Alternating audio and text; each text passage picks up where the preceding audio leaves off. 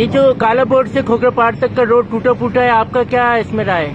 भाई साहब, मेरी राय ये है कि ये हुक्मरान जितने सारे बेकार हैं और जितने भी है ना ये सब जो है ना नाकारा हैं।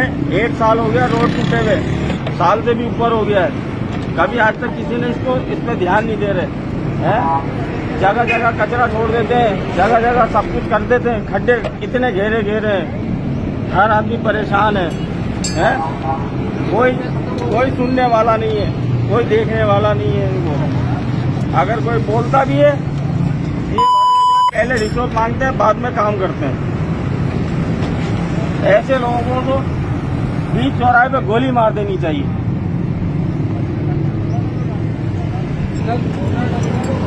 हमारे लिए तो भाई जमात इस्लामी जो है वो इस टाइम पे काम कर रही है और इस मसले को उठा के रखा हुआ है। अगर चाहे तो जमात इस्लामी ये रोड बनवा सकती है। कराची का सारा मसला जो है जमात इस्लामी के पास है।